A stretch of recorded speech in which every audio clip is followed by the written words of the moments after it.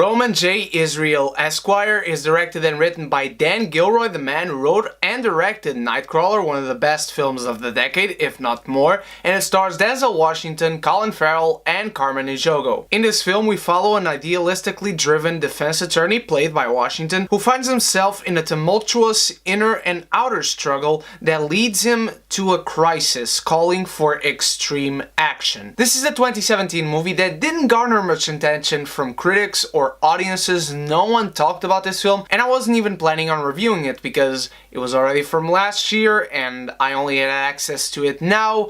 But since Denzel was nominated for his performance in this film, I decided to give it the possible attention that it deserved because I was interested in this film last year, and Denzel most definitely gives a terrific performance in this film. The man is an amazing actor and he makes this film extremely watchable. He is absolutely a driven man in this film. He's a very compelling character who wants to be the voice for the voiceless, and he finds himself constantly only one against the entire world because of what he wants to do and how he wants to do things. And he has this very sweet and caring relationship with Carmen Ejogo because they find in each other the strength to keep at it and going at with his struggle, and sometimes with the help of Colin Farrell, he finds ways to do this more proficiently and bigger call to action that allows him to help society and a few people in a better way. It's a very well done character piece that seems like it's based on a true story, and I honestly have no idea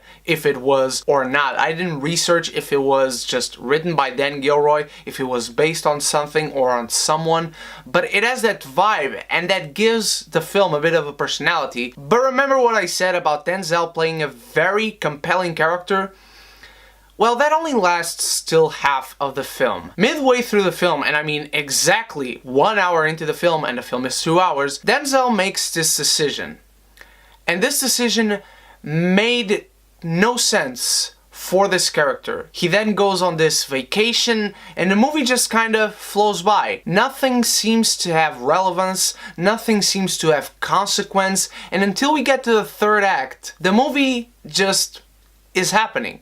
The man is just living his life, and nothing seems to matter, really. The film takes a big nosedive, and anything and everything that could be compelling and that is compelling about this character up until that point just vanishes all of a sudden. And yes, I know what many people are going to say hearing me say this. Well, Dan Gilroy directed the film with a completely disgusting and evil character, Lou Bloom. Well, that character was off in any way, shape, or form from the very beginning of the film. There was something about that character that did not seem right, but he's extremely interesting because of that. This character, however, Roman J. Israel Esquire, makes a decision that is completely out of character for him. Imagine the most endearing, caring, lovable character you can imagine. I'll give you 3 seconds.